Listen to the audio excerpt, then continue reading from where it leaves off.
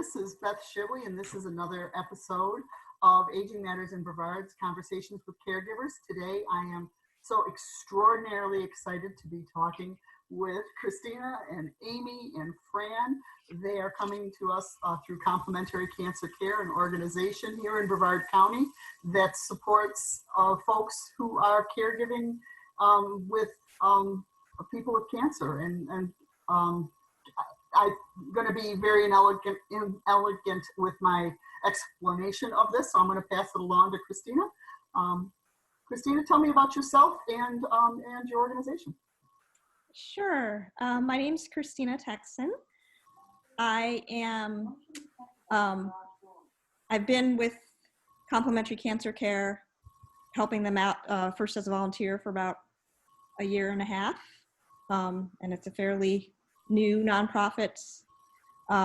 We exist solely to provide support and any kind of non-medical services and complementary therapies for cancer patients, survivors, and caregivers, all in Brevard County. And I'm a cancer survivor myself. I had breast cancer about 5 years ago. I moved to here in Florida about a year and a half ago, and I wanted to be more involved with supporting cancer survivors, and I'm in social work, and didn't find that many support groups or programs here in Brevard County, so I was glad to be connected with Amy and Lorian and the organization Complementary Cancer Care and helping out with that.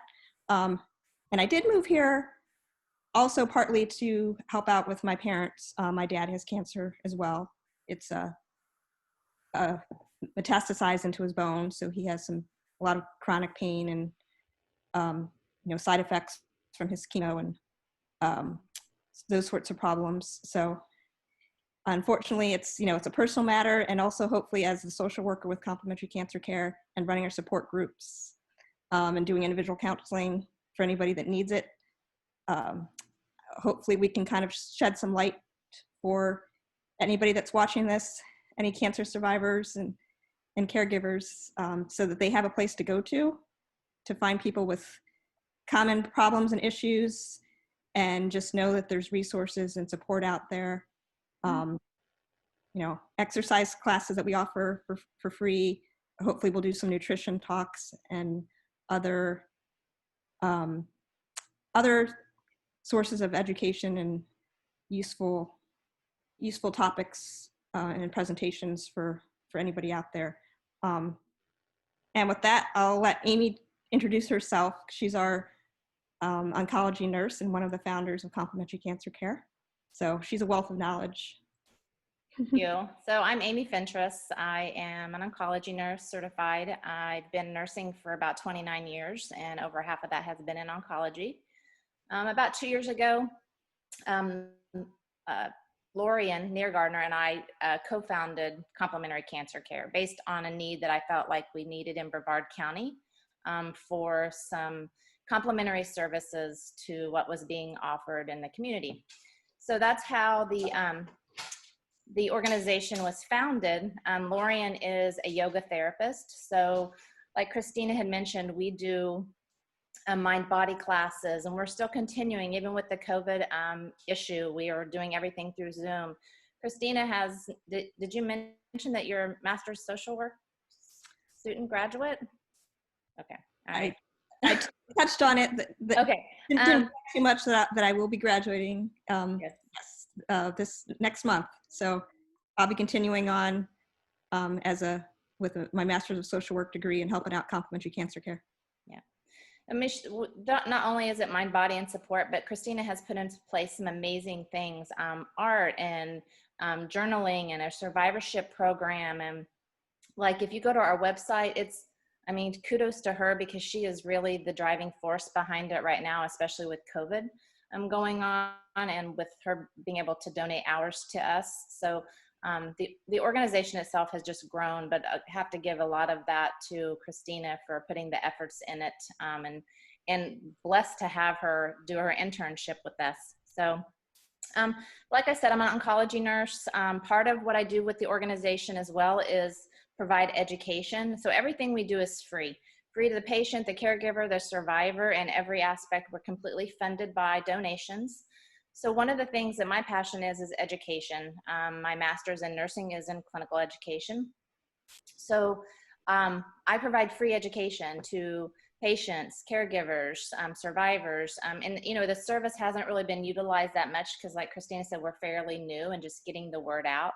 But we've had a couple of people that we've actually been able to help get, educate on some nutrition stuff, on finding some support in the community support systems. And so that's something that I offer for free. So even though this is going to be, an hour, little interview meeting, the services are there and available to anybody that needs them. It's just a matter of contacting Complementary Cancer Care either by phone or by email, and they will send the patient to me. So, or the caregiver. Maybe it's just the caregiver that needs the information. So. And we do have our monthly support group for cancer caregivers, which is online right now. But hopefully we'll be meeting in person again soon at Sunflower House. That'd be great. We're looking forward to it. It sort of was sort of a sad thing. It sort of started right in the same month when everything just sort of had to come to a pause. And so yeah. I'm really so thrilled to know that the group has been meeting virtually and that's gotten some traction. Yeah, every first Tuesday from 11 to 12:30 p.m. Fabulous. We're going to have this information available later on in the program. Christina has some slides that we're going to put up so that when, if you're viewing this on either YouTube or Facebook, you can go back and pause it and take a look to get that information. You can also give us a call at 452-4341, which is the Sunflower House number, and I can toss you over to Complementary Cancer Care. So, Fran. Hi, I'm Fran Baker. We live in Rockledge. I read a quote yesterday that really, it's a short quote by one of our former President Carter's wife, Rosalind, that I'd like to say to you because I think it sums it all up really well for us. She said, there are only 4 kinds of people in this world: those who have been a caregiver, those who are currently caregivers, those who will be caregivers, and those who will need a caregiver. Yeah. And when I thought about that, that encompasses almost everyone I know. Mm-hmm. It just seems to take in every personality. So before I became a caregiver, I was diagnosed 11 years ago with non-Hodgkin's lymphoma. We were totally surprised by that diagnosis because of many reasons, but I went to Moffitt over in Tampa. I always said if we had cancer in the family, I was going to go somewhere really, really good. And we felt Moffitt was. So we met with their doctors and their fellows, and they came up with a plan for me. They put me on a chemo for 6 months that did absolutely nothing. I had a huge 15 milligram tumor in my abdomen. Wow. And it was all entwined and embedded with my blood vessels. So they could not, it was inoperable. They could do nothing with it. So we had to find the right chemo. And the first one did nothing. The second one was a brutal chemo. Mm-hmm. I was bedridden completely for almost 6 months. It was bendamustine.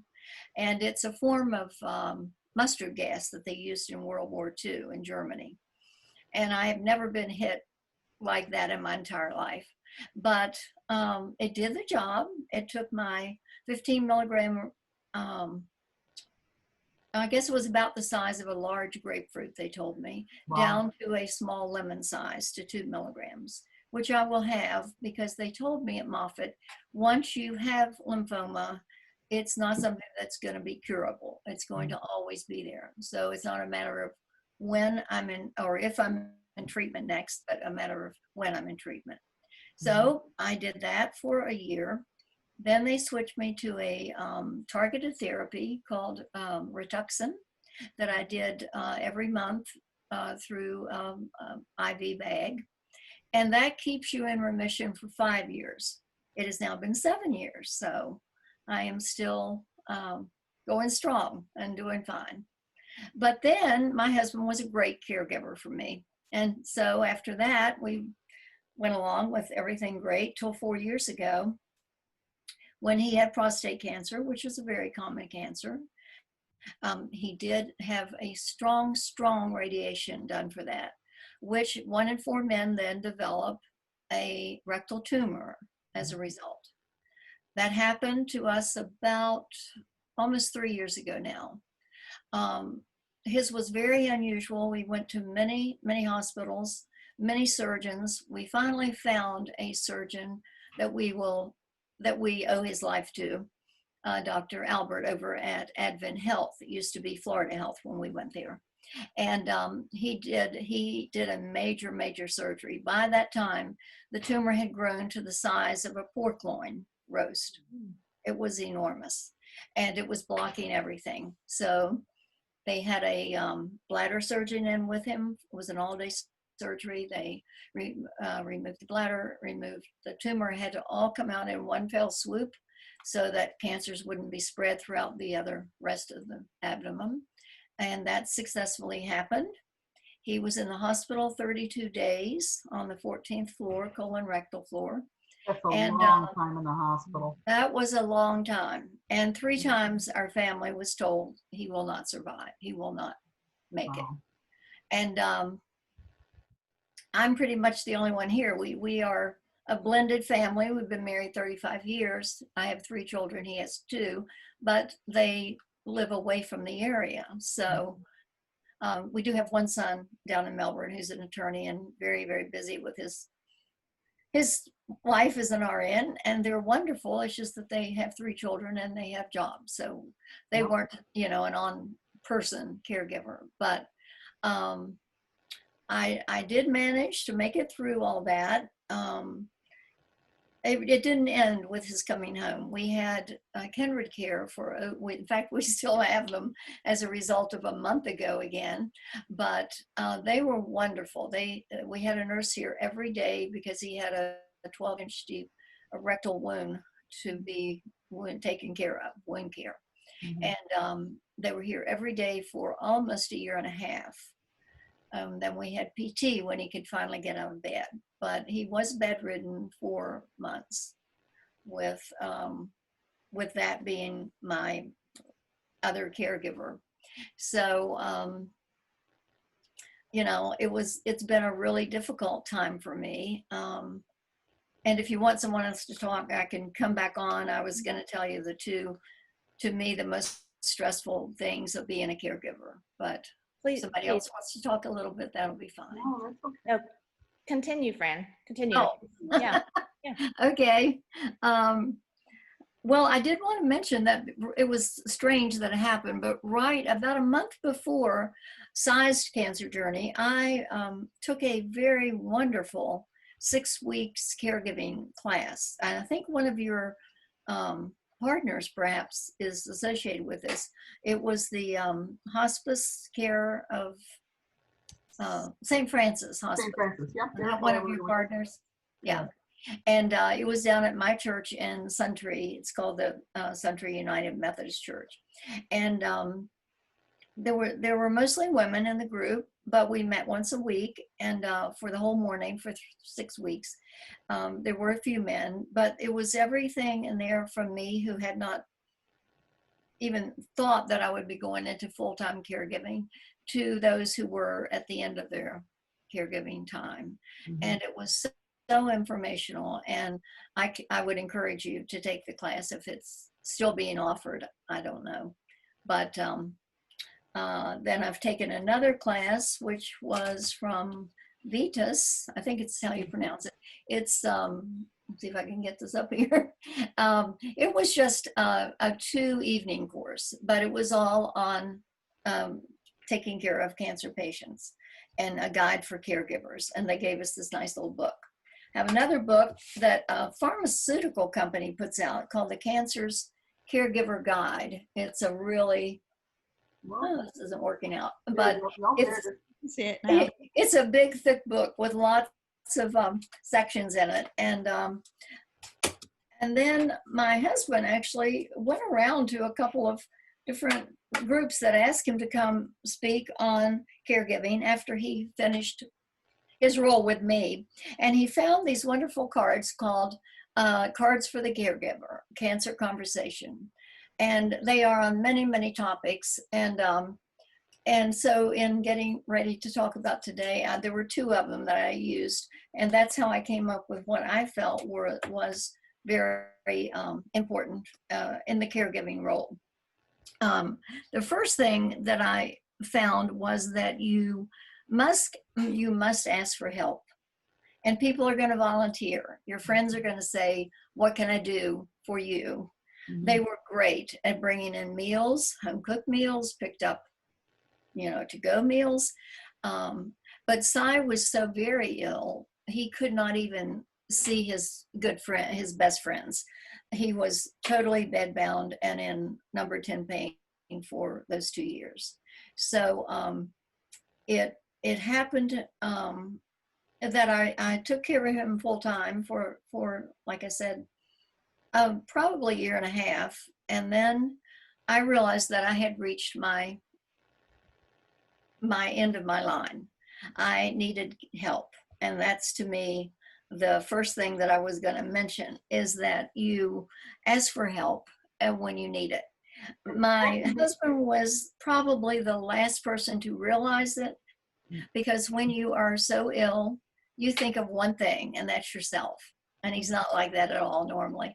But when you are sick, you really kind of blink out everything else, and everything fades to the background except how bad you feel. And so my children said, you are near a nervous breakdown, Mom. You've got to get some help. Mm-hmm. And that's when I finally realized I did. It's so hard to ask for help. It's very hard. I mean, it's very hard. Here's where I tell you that I come from a very I'm of a very German background, and I'm not sure if anybody else can relate to this, but it's sort of like, I come from a long line of very strong women who try to bring all the groceries in at the same time, not having to go back out to the car, we're breaking our arms and can't open the door because we can get it ourselves. And that's true. So it's a very humbling and often very difficult thing. So I'm glad you brought that up, Fran. Absolutely. As just the act of acknowledging that we can't do it ourselves is just such a hurdle. It is. And I think in my case, which is making COVID so much easier for me, is that I was, I was tied to home for so long. And I am a very gregarious person. If you put me on the Myers-Briggs chart, I'm at the far end of extrovert. And so for me to actually have to make this commitment, and I was so exhausted because you're not with someone who is able to go out and walk his dog, or you're doing it all. You're up day and night, and you're grocery shopping, and you're cooking, and you're just doing everything, and you're exhausted. So I did find a CNN who very luckily we have long-term care insurance for 10 years. And not as many couples, I don't think, today are buying into that. But we were in our early 50s when Cy said we should do this. So that meant it could provide home care, not just care in a nursing home. So we were able to use that. But Cy was not a happy camper. He did not want that strange man there taking care of him. But it brought back my sanity, because I was able to, on Tuesday, Wednesday, Thursday, from 11 to 4, I was able to, and I did leave the house. And I went to my luncheons, and I played bridge, and I went to my garden club, and I won't name all the things I like to do, but it was such a relief to me, because for the first time I felt like I actually had a life back again. And I did. And Cy reminded me of a little 2-year-old child that cries and carries on when the babysitter comes for his parents to go out, for a few hours. And he wasn't happy about that, but I did it. I walked out. I had hours of laughter at luncheons and meetings, and it was the best thing I could have ever done. And I don't know that I could have survived had I not done that. So that to me was the first thing that's really important. So I'm going to just jump in right there, Fran, and just touch on a few things, because you've actually touched on a couple of things that I feel is important that the caregiver get from the message. One being asking for support or accepting the support that people offer to you. Some people, it's really hard for them because they know that other people are busy, but when people volunteer their help, they really want to help, whether it's just going to the grocery, or if it's preparing meals, or even sometimes just having someone come and sit with the loved one.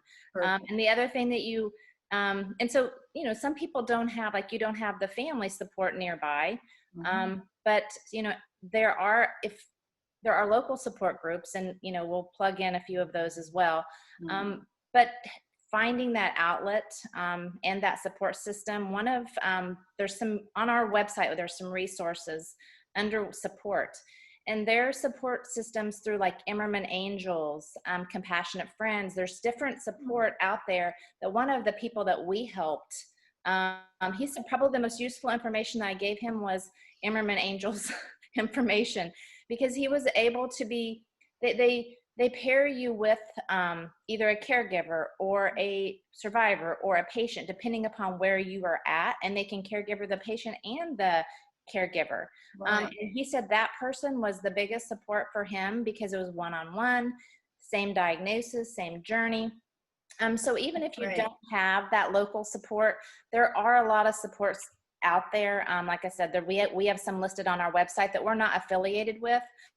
But again, if anybody's listening, there's, please reach out if you're just needing that support from someone. The other thing that you touched on was self-care, and how important that is to find an outlet, and it's hard because you're a social person and some people aren't very social. So some people go through the guilt of, like you said, he was upset when you left. So some people would feel guilty and not want to go. So just tell us a little bit about some self-care things that you do for yourself. Maybe something that you enjoy doing when you have those couple of hours, and maybe just something that you enjoy doing when you just have 5 or 10 minutes, and that's all you can do that day. Well, I think I should have mentioned one of the most important things is exercise for yourself. And we do have a support cancer group that I facilitate at our church. I'll talk about it in a little bit and show you a brochure. But one thing that we all found in that group is that when you stay inside 24/7 and you're not out in the fresh air and you don't see the sky and you don't see the green grass, you can get very depressed. I mean, it's just almost normal to do. And people are finding that out now, I'm sure, in our 4 months that we've been homebound. But I did take a 10 to 15 minute walk every single day. And we belong to Health First Gym out in Vieira. We had to put that on hold, of course. I personally don't feel comfortable right now going back to that because we're pretty much isolating ourselves because we both have, compromised immune systems. So we're very careful who we see. But the other thing I did is that I love entertaining, and we've always entertained a lot. I was a home ec major, so I do know a little bit about nutrition when we start talking about that. But I did teach my last 9 years. I was media specialist down at Suntree Elementary School. My husband was a rocket scientist out at the Cape. So we had a beautiful, wonderful, very active life. And I couldn't entertain anymore. So instead of that, I would still love to be in the kitchen, cooking, baking. And I still did that and took to a lot of the people in our cancer support group who were as bad off or, suffering too. And that helped them with the meals that they had brought to me and to us. The third thing I think I did is that I love gardening. I love arranging flowers and being out in the outside world and, planting flowers and weeding and doing everything you do outside. So that on other times when I only had 10 or 15 minutes, I could run outside and do that, which was a good break. Right. And occasionally he slept, and that's usually when I would try to do that. I'm sorry I didn't know about the organization you just talked about. We did find Cy a caregiver called a Stephen minister at our church, very large Country Methodist church, and he came weekly, but it was, and they also had a grief support group, and I was in grief during that time. I actually, felt he was not going to survive. And so when a friend would come in, he had 3 or 4 close male friends who would come and just stay downstairs because he didn't feel for them to be upstairs. And I could go to the grief support, which people in our group logically move on to when they lose their spouse. Our group is composed of probably half cancer patients and half caregivers. So it's been a real journey for all these years, but I just still think that you've got, and I did feel guilty. It's not like I didn't feel guilty going out, but I knew for my own sake of mind and my own health, emotional health, I just had to do that. That's good. And for anybody that's watching, that's just key, is just knowing when it's time for you to give a little self-love, and finding that time and saying it's okay to do that. Because, there's all kinds of emotions, whether it's uncertainty or fear, exhaustion, being mad, that go along with caregiving. And so just being able to recognize those emotions, Right. But one thing you touched on was your support group at the Country Methodist Church. And so tell me a little bit about like the spirituality aspect of your journey, and to everyone, their spirituality may be different, Right. depending upon what their beliefs are. But I think it does play a huge role in the support role of caregiving. It absolutely does. I'll try one more time to hold something up. Can you see it? Yeah. and there's it's just a little trifolder, but it does give all the reasons we felt were important to become a part of a support group. And it was the first one that had been formed at our church. And I know it's not good to read, but there's the nicest little verse on the front. It's not verse, but we made it up, and it says, "When we began this journey called cancer, we had no idea of the incredible challenges that lay ahead, nor did we know how much we would need each other." And that to me just sums it all up, because we have friends who have had cancer, but primarily our friends have not. And they call it walking a walk.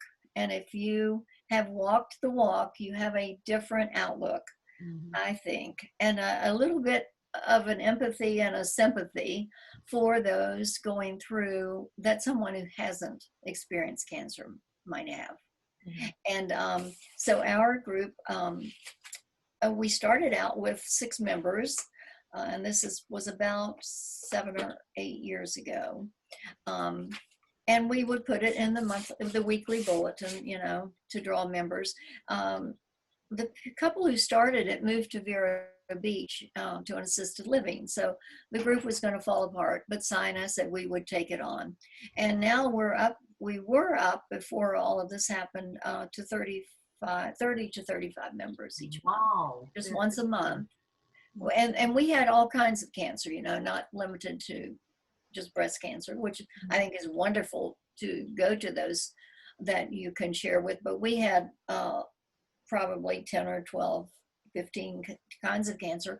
And we would have a speaker like yourself, whom I tried so many years to find a nutritionist who would come in and talk. We had pharmacists, we had nurse practitioners. Our members like to have a speaker one month and the next month share among ourselves, because we learned so much from each other.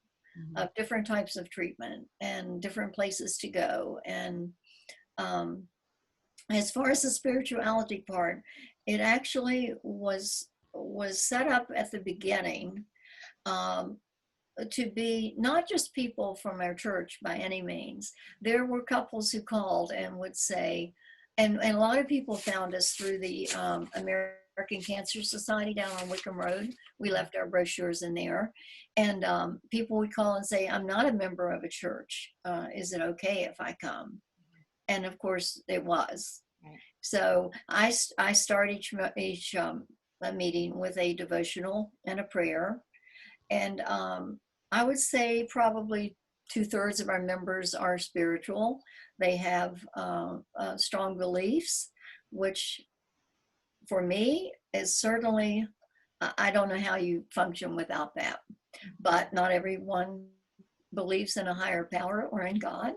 So we're very understanding of that part. It meant a lot to Sinai because we are in a big church. We had 5 ministers, all of whom kept in touch with us weekly by visits, by bringing communion, by texting, by emailing. And I just don't know how you do it without that support. Right. But is that okay? Yeah, that's great. So you've touched on, a couple of the topics. So we talked about support system, how important that is. We talked about self-care, how important. You gave some examples.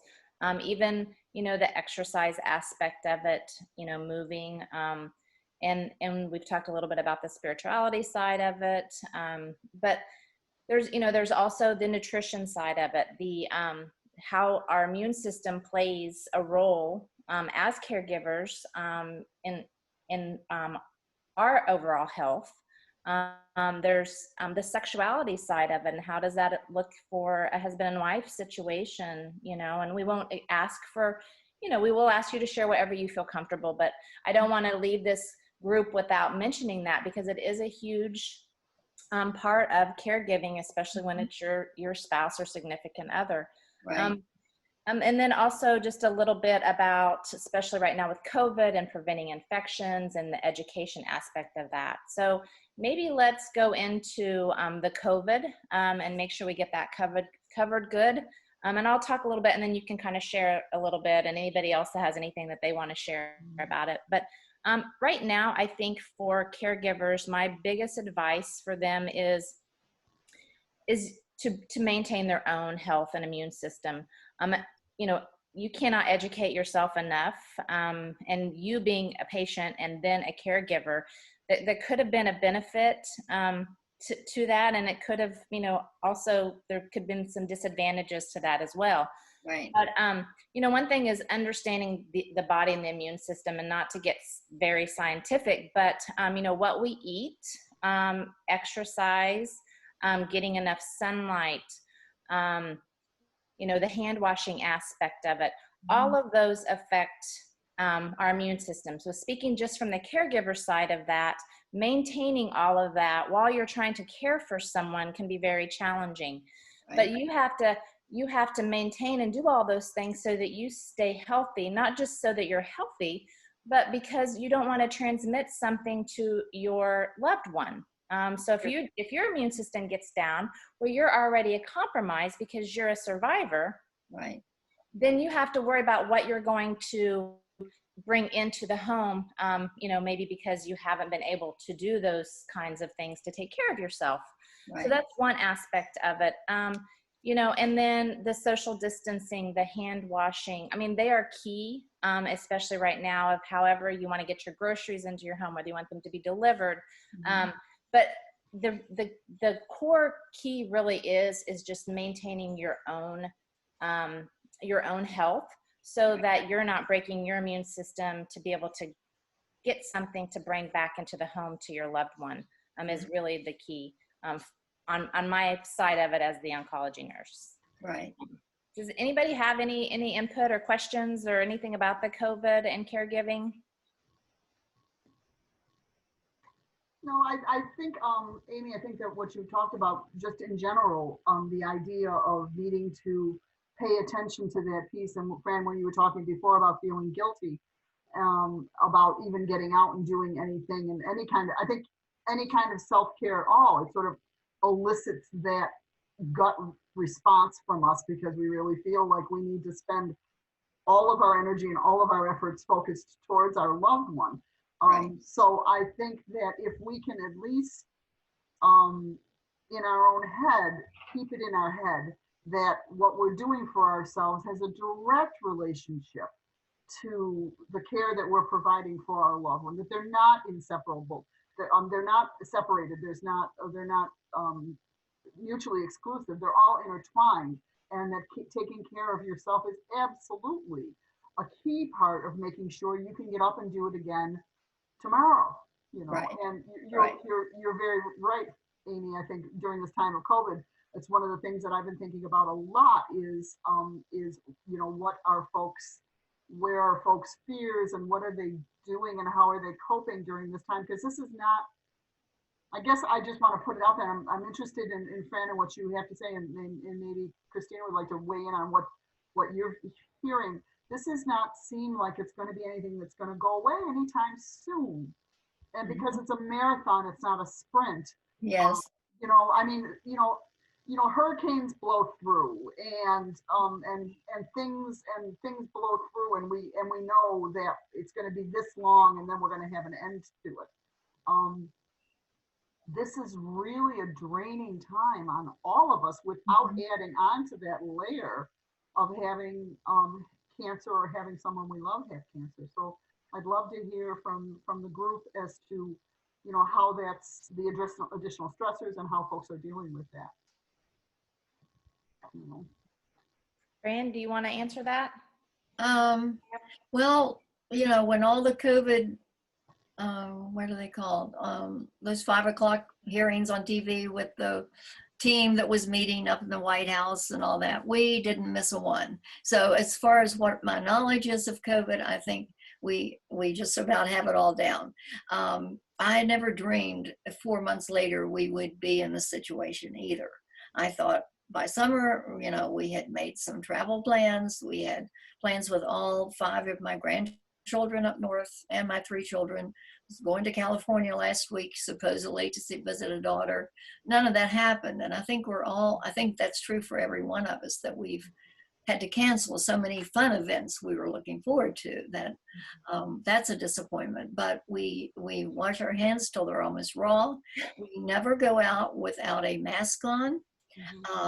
I have started back, we were having groceries delivered, but I have started back in the last month actually going into our Publix with the mask. I was wearing gloves for a while. Amy might help us with this. My Aryan daughter-in-law said, that's the worst thing you could do, is wear gloves to put your hands on the cart. How do you feel about that?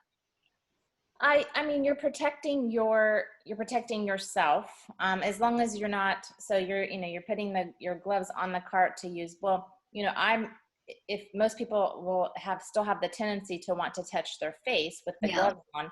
So that's not helping out, but Right. It is protecting your hands as long as you take the gloves off immediately, wash your hands, and don't start touching, because I saw people with gloves on, and then they're still messing with their face.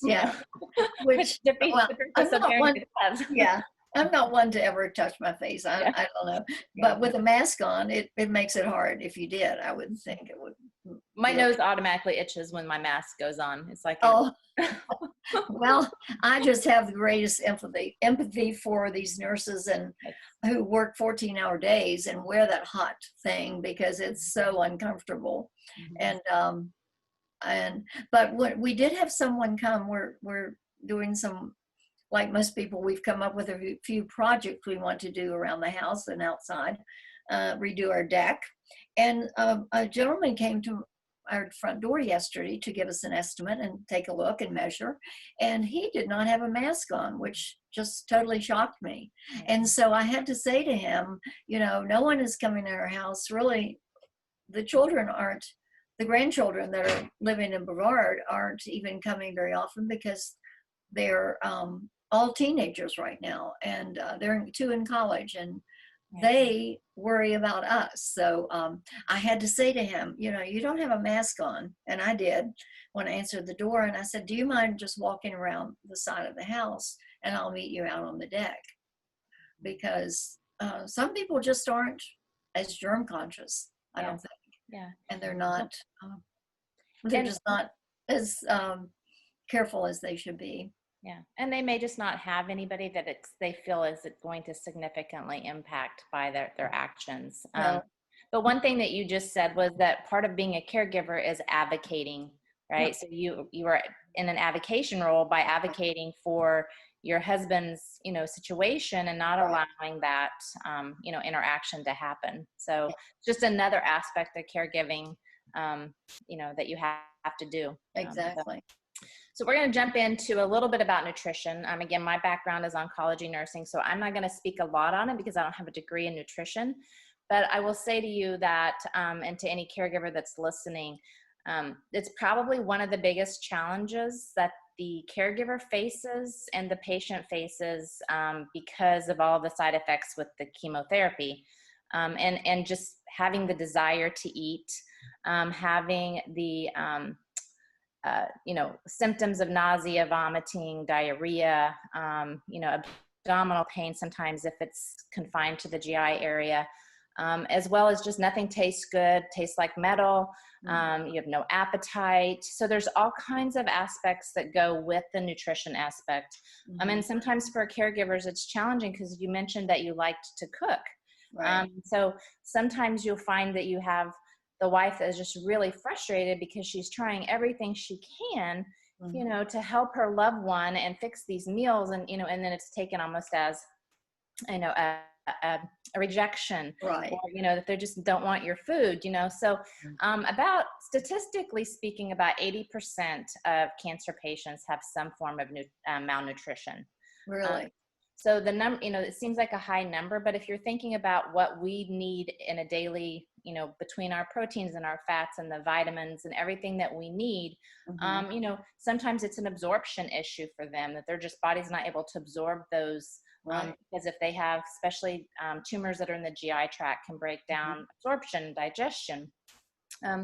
But speaking of the caregiver aspect of it, and what you can do as far as to help your loved one with the nutrition, partly I think is educating yourself as the caregiver, like what kind of foods, and drawing to the resources that you have within your oncology practice. So locally, one of the practices has a dietitian and the other does not.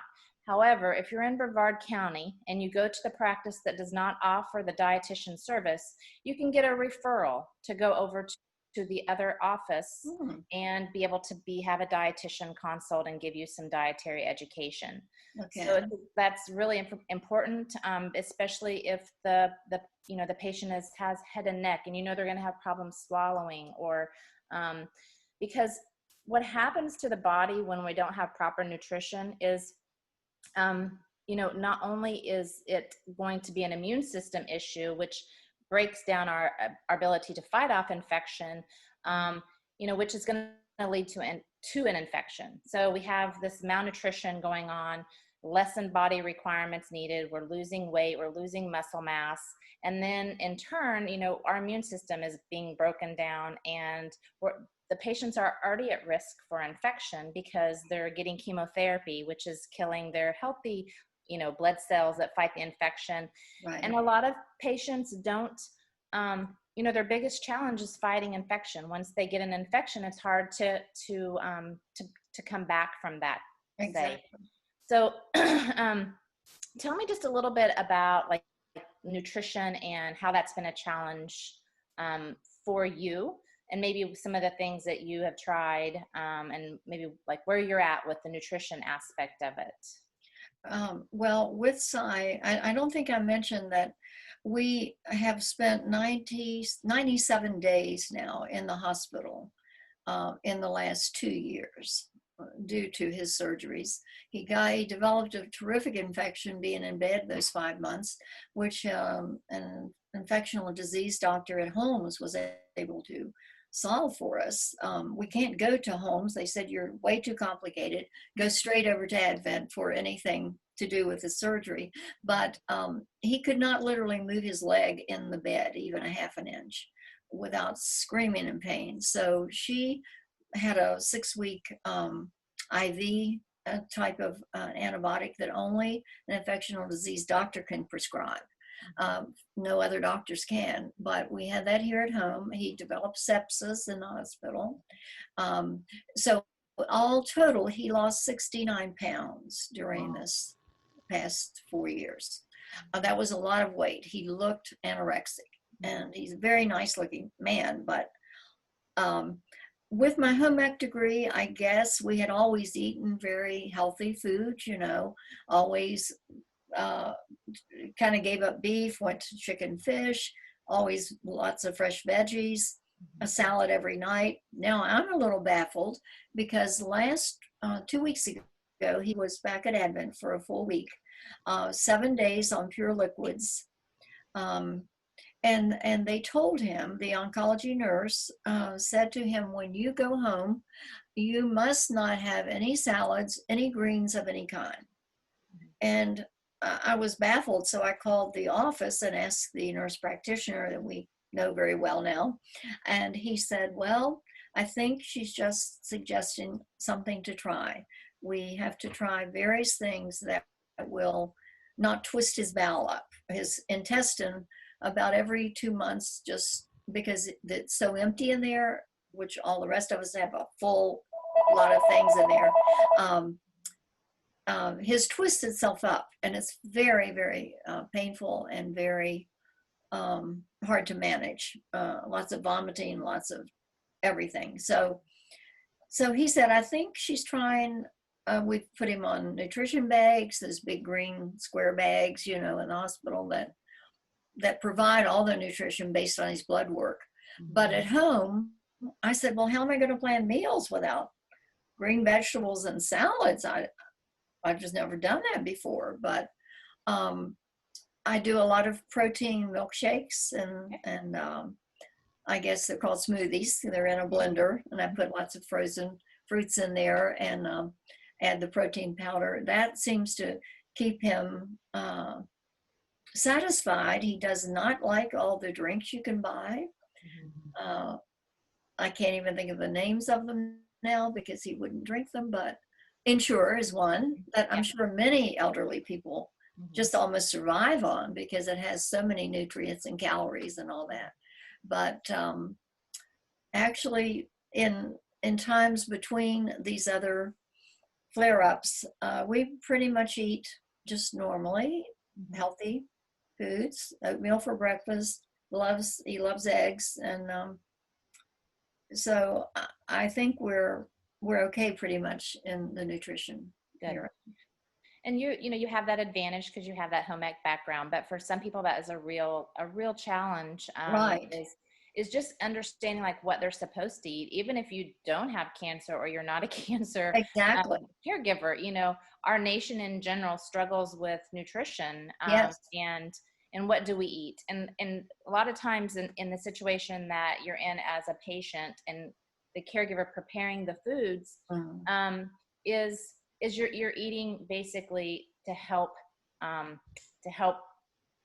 with the disease. So you're not eating for comfort and like we normally do, we're eating for prevention of disease to maintain weight, and as an oncology nurse, we used to tell patients, just get some calories in, eat what you can. But we've learned that that's really not the most accurate information that we can be giving people, because now we've learned the rainbow diet, the vegetables, as much color as you can get in, the many whole foods that you can get, and then there's the aspect of making sure that if you're eating fresh fruits and vegetables, that you're washing them good before the patient is eating them, because of the risk of spreading bacteria, as well as with your meats.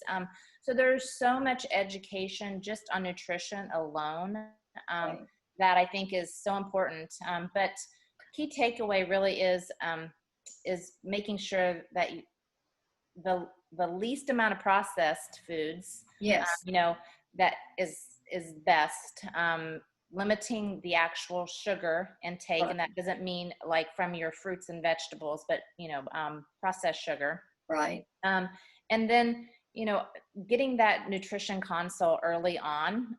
If it's not available through the organization that you're going to, there is locally ways to get that nutrition consult, so that you kind of know.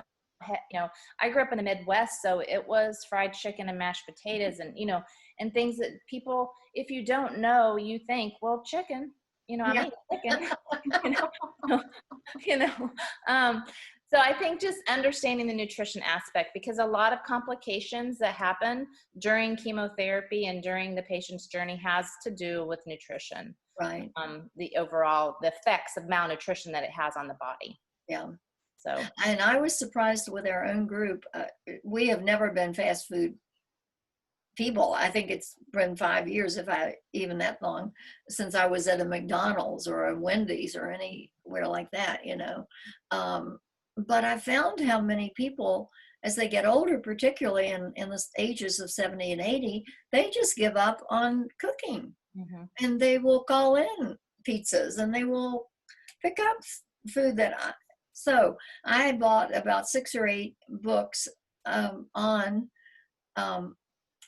good nutrition and food and recipes for the cancer patients. Good. And I brought those to the meetings, and quite a few would take them home and then bring them back the next month. Mm-hmm. And I don't know, several of them said they tried some of the recipes, but it does make a difference if you are in chemo and nothing tastes good. That's very much of a challenge, as you said. If you have a metallic taste in your mouth, you don't have any urge or any interest in eating. Mm-hmm. So, but I try to educate people. Most of my friends are still good cooks and still making nutritious meals, but it just surprised me that so many were not. Right. I could see where the frustration would land. Amy and Fran, you both talked about that piece. And Amy, when you happen to say the words comfort, it really hit me how much of our culture is hooked in with food. If we think about all of our major holidays and Thanksgiving, and Christmas, and Memorial Day. It's all about the food, especially, and especially as I think as moms. I think that's one of those.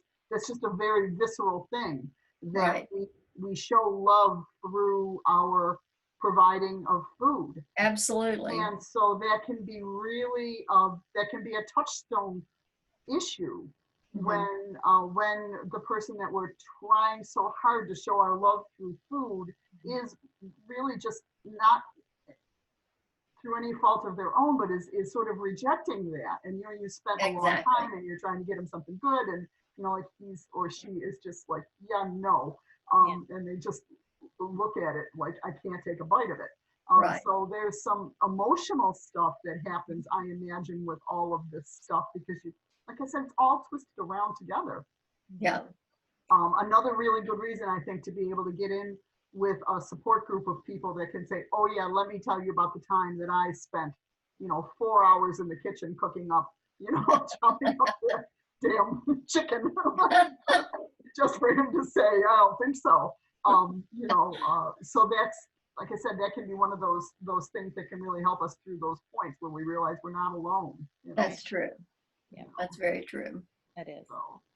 And I think probably even non-cooks during these 4 months, you kept reading, and hearing about all the people who had never baked bread before. Well, I was one of those. I do not do yeast well. I make the best pies, won blue ribbons for my pies.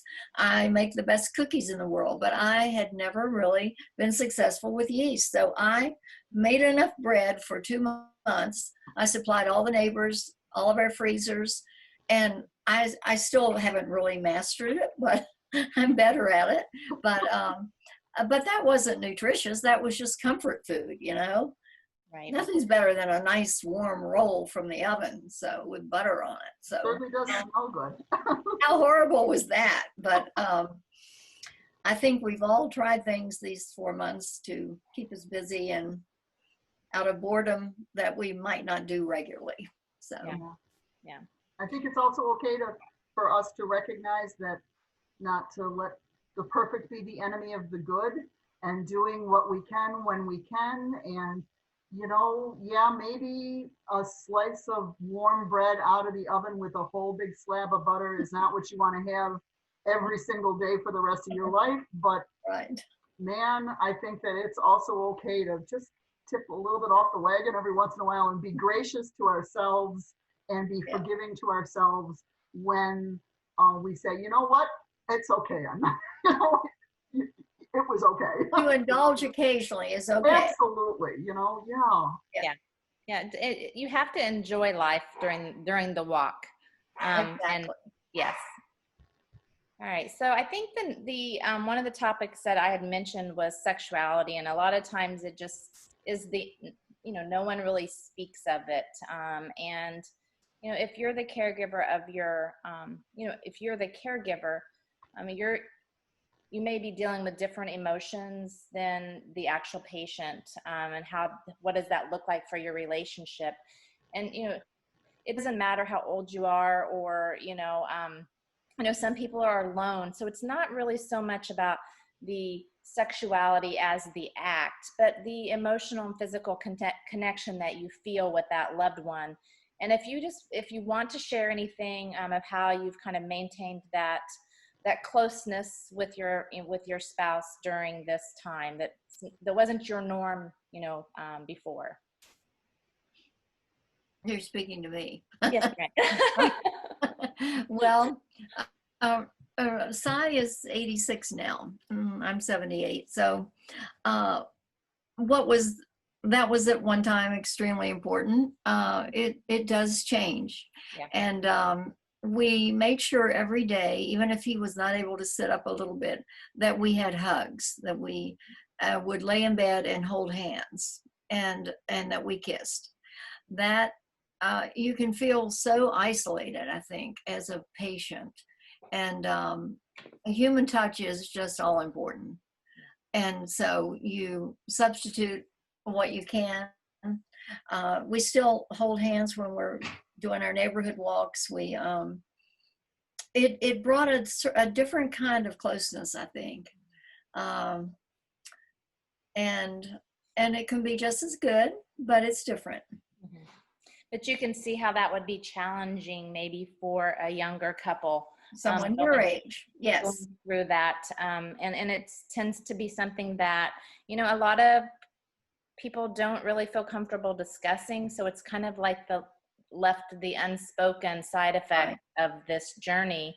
That can really be hard whenever I think sometimes it's just saying, it is part of it, and it's okay to talk about it, and it's okay. Right. You're not alone. And just having that guidance of how do we keep this strong, and how do we support each other and not feel, because everyone has different needs at different times in their life. So, right.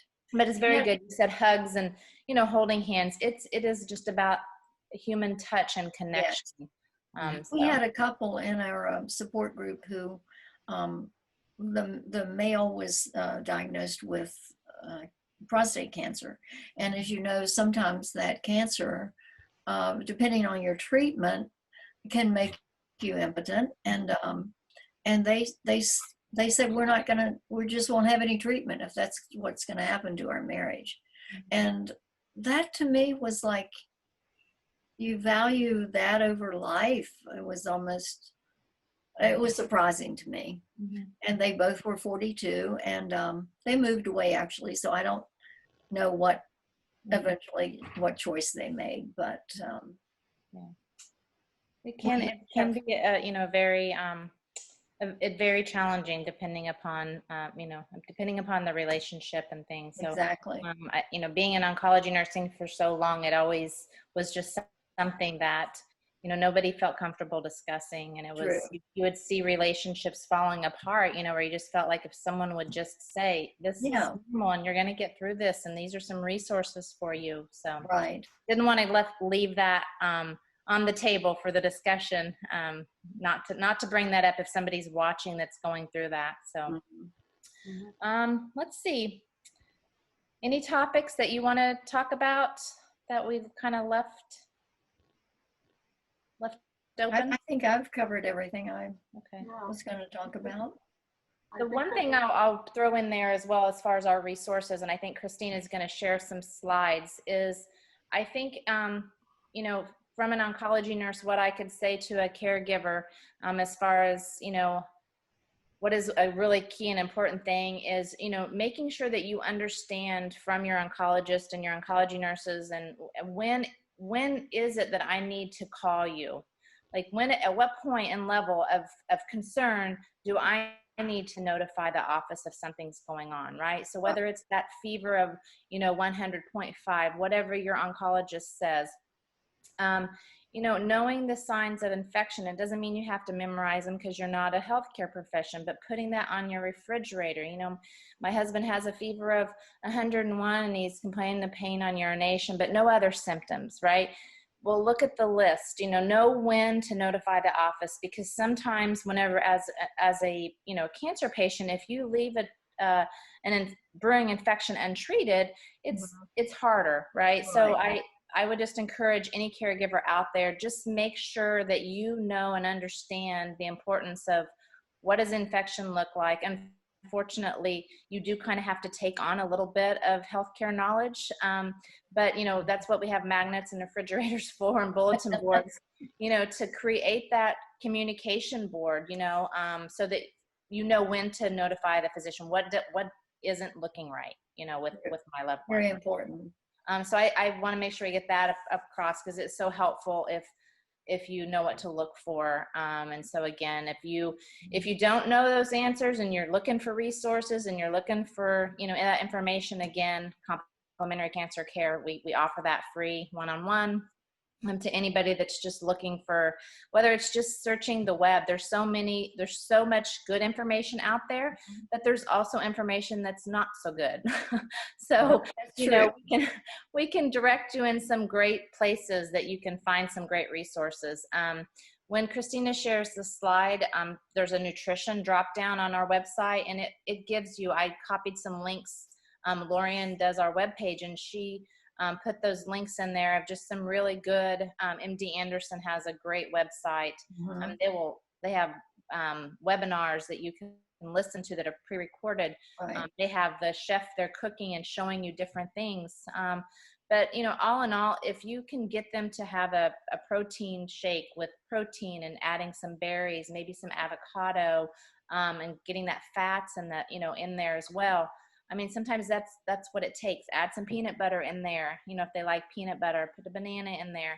But I mean, on those nutritional websites, they have everything imaginable to, you know, to look at. And it even breaks it down into disease or side effect, you know, having nausea. Well, you know, maybe throw some ginger, but there's so much information out there. Sometimes it's just having someone help you navigate where you need to go, you know, for the information. So I look forward to seeing those. One thing I just thought of, I wish I had mentioned, particularly for myself, my husband is a brilliant engineer and he loves research. So for my NHL, he researched it to death. And within lymphoma, there are 67 kinds of lymphoma. We call it Baskin and Robbins. That's the Baskin and Robbins of the cancer. Oh, is it? Yeah. Well, they, but you know, I was indolent. I was B cell. I was, I forget all the 5 types now, certain grades and all that. So what happened that helped me so much as a patient is that I went onto the American Cancer website. Maybe some of the ones Christina knows also have support groups. They were by title. I think there were 60 different kinds. And I went in under NHL. There was a big group. You could, if you weren't sleeping at 3 a.m., you went on then. Whenever you went on, there was a girl with my exact 5 types who lived in out in the state of Washington. There was a man in North Carolina. So I would never have found that here in Brevard. You know, it was a very rare type for me. So here I find 5 people. One was upstate New York. we kept in touch for years. She just died recently, actually. But it was wonderful to connect with people that were on the same treatment you were on, and they had the same issues you did, diarrhea 22 times a day, and it was wonderful to have that caring group to talk with. Yep. That's a little different. So let me jump in and just share that slide. Yeah, well, there's a few slides just to go over. While you're doing that, I just want to say one thing, and that is, as we talk about the caregiver and the patient, we have to remember that the patient, ultimately, it is their body. And sometimes as the caregiver, that's very difficult, even as a nurse caregiving role. You want to help and you want to give all this advice, but at the end of the day, sometimes it's hard to accept it if they don't take your advice, and they don't want to do what you want them to do. But I tell my patients and their loved ones, at the end of the day, even though you're caregiving for them, it's their body. They're the ones that are going through the journey. So, yeah. Is it sharing? Yeah, I can see it. Okay. Well, before I go into some of these resources, I just wanted to share that, everything you guys said was all helpful. And as a facilitator of a support group, I didn't have to say much because you guys were giving all kinds of good experiences and information. But you did touch on, like Fran touched on, a lot of different emotions that one might go through, and mentioning grief. And I think that's important to point out, because a lot of people only associate grief with death, and grief happens for any kind of loss that you're feeling. And cancer definitely is a transition and a loss of, everything we talked about, your lifestyle, your, things you like to eat, your relationship and all that.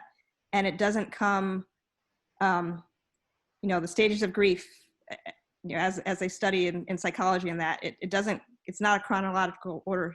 Mm-hmm. You'll be in denial, you'll be angry, you'll be depressed, you might resent the situation and your spouse or loved one, and that's all normal. So the idea of coming together and having support from each other is so helpful, and that's what we're trying to provide, plus other resources, and a lot of it just becomes all about knowing what you can control and what you can't control. Mm-hmm. And having people in place. So as far as what Complementary Cancer Care how we can help you in our role, we do have a support group that meets. Right now it's online, and hopefully we'll meet in person at some point soon. The first Tuesday of every month from 11 to 12:30. I encourage everybody to go to our website. I'll put that up in a second, and just subscribe to our emails so you'll know about the different activities, and you'll get the Zoom ID link and have that sent to you, and you can register for our different activities. We have Tai Chi and exercise. All this is free. A bone maker's class does some other exercises, and you can access that anytime you want through online videos. The different cancer education and health education topics, through Amy, through our different community groups. Any educators or health professionals out there that might want to speak to our group, we're happy to partner with you and somehow just reach more people with the different topics of concern. We have creative arts. We have a great person that's doing instruction for different arts and crafts, and then writing groups, which even if you're not a writer, it definitely can help, just having a little writing prompt and helping clear your head. So that's been a great way, the group that we've had, a great way for them to know each other and just sort of open up discussion. So we have support groups for cancer caregivers, just general discussion, and also information. And then individually, like I'm happy to talk with people for supportive counseling or just helping you go over your personal resources that you might need. Amy's also available. And we recently had a physical therapist come on board with us who's willing to either volunteer or, you can schedule something through your insurance if you need more care that way. And like Amy had touched on, chemotherapy and Did you need to say a few things about these, Christina? yeah, the 2 websites, sure. Yeah. So on the first one where it says preventing infections, that's a great one to go to. All of these resources are on our website under the resource tab, and you click on it and then it drops down into different categories. But the prevention of infection is really good. There's actually a form you can print off and put it on your refrigerator. So if you're the caregiver and you're just needing some extra, like, what's a fever? What are the symptoms of infection? Not just specifically to what your loved one is going through, but, you have a patient that has a lung infection and all of a sudden now they have, they're having problems urinating. That may not click as an infection. So this resource is a great printout. You can actually stick it on your refrigerator. There's the Immerman Angels is the one I was speaking of earlier that can match, have match mentors. So that's, we've gotten feedback from them, from a patient that had a great experience with them. There's other organizations that do the same thing, and we have a few more listed on our website as well. And then you can go ahead and talk about the other ones there if you want to, and then I'll jump in where. Those are the main ones that I kind of deal with, is the top part there. Can I ask a question? The Immerman Angels, is there a hourly fee for that, or? No, you go on and you put your name. You can, like, there's a caregiver button that you can push. Like, they'll tell you, are you a caregiver patient? You push the caregiver, and then you put all your information in there, and then someone contacts you and they just kind of mentor you through. I think a lot of times they try to connect you with someone that has already kind of been in the place that you're in, and so, like, we had a patient that came to us, and they basically paired him with someone that had already gone through the chemo for his type of cancer. And like, he had already been through the treatment and everything. They paired him with them, and he was like, it was the best thing that, that was the best resource, right. To have that support person available. So is it visitation, or is it mostly phone? I think it's all phone, because these people are, it's not a local thing. There probably are local people. But yeah, and I think they're always asking, like, for volunteers too. Like, if, you wanted to mentor somebody, and, maybe not now when life's so busy, but, I think that's kind of how they get their resources as well. It's all, like, from what I gathered from the patient that we helped, it was all through the phone. Yeah, he heard from this person almost every day. He'd mentioned when he was going through treatments, and now that he's over treatments, he still keeps in touch with the mentor. And he said they're going to meet at some point too when COVID's over. I think this person lives in another part of the country, but they've developed a genuine friendship, and it's been helpful for both of them. That sounds good. And yeah, there's other matching, like, mentor kind of organizations out there. CanCare is one of them that I know an oncology nurse uses a lot. And then a couple other things, like, I know Fran had showed some booklets that were helpful to her. When I went through cancer, I was in touch with Livestrong, and they have a whole kind of planner journal that, for patients, but of course a lot of it applies for caregivers, and it gives you one place to write down medications, write the contact information for all people on the caregiver team. Even has a little envelope where you can physically put in important documents. And we do have some of those through our organization. I have about 20 in my office. So, like, if there's someone that really wants some, we do have some of those. Okay. Yeah. Where's your office, Amy? Right here in my house. Oh, okay. But you can But I contact us. I can get you one, Fran. Yeah. We can Okay. either get you the booklets, or you can call Live Strong and they can send it to you. Okay. American Cancer Society has the same sort of thing, and theirs is specifically a caregiver resource guide, which I went and looked through last night just to sort of be familiar and prepare. There's other information too, just on general cancer, but and it's like 120 pages of really good, useful info. A lot of what we talked about on nutrition and preventing infection, and they have videos on their website as well, 3 and 4 minute little clips on different topics. They're a wealth of information. They really are. Yeah. Very good. But that resource guide, which is on their website, seemed really extremely helpful for somebody that especially comes right into a new situation with a cancer diagnosis. And one of the things I thought was kind of cool was they had, a distress checklist for caregivers, which a lot of times we know exactly what we should be doing for ourselves, but we need those reminders. That's why, support groups and going to different talks and that are always helpful.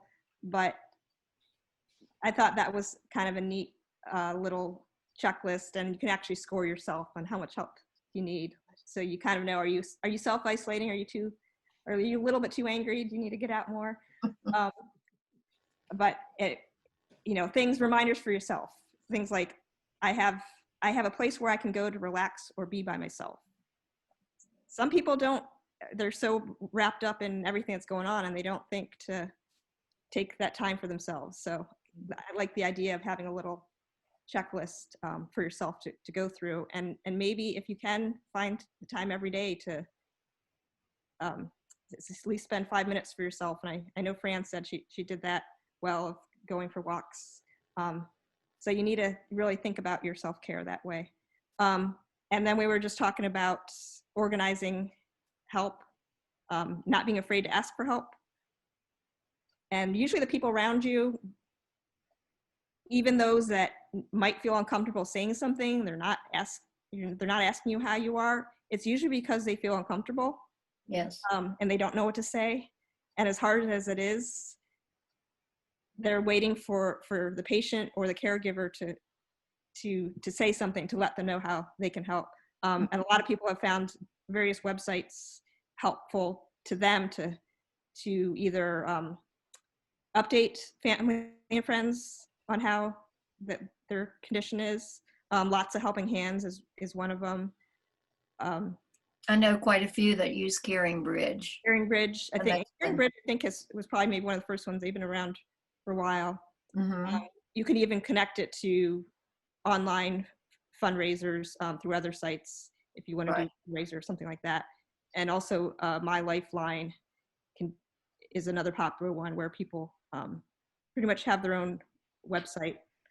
We have a couple of minutes left here before our Zoom comes down to an end. I don't know. I just want to make sure that we get through all the slides, and I think we're down to just a couple of minutes left. Yep. And then just know that there's other organizations out there. We already mentioned a bunch of them. So this kind of shows the different, some of the support groups in the area that are maybe cancer specific for breast cancer, which is a common one, and other resources and groups. So contact them. A lot of them aren't meeting in person anymore, but hopefully they can still help you with resources, and we definitely are meeting online, and we can help you with a lot of that. Suntree United Methodist Church is the one where Fran, her group meets. And then make sure you share, there you go. So they have our contact information. Perfect. Yep. So yeah, please reach out to us either by phone, on our website, or through email, just info@compcancercare.org as well. So thank you so much. Thanks to everybody for being here, and it's being a really great program. We're going to get this up on the Aging Matters in Brevard Facebook and YouTube pages and our website. and we will continue to support complementary cancer care. I'm looking forward to the time when we can start having our groups in person, Christina, and I thank you very much for sharing everything, Fran and Amy, and thanks again. I guess now, Christina, if you could go up and switch it back over to me, if you go up into the participants up in the corner.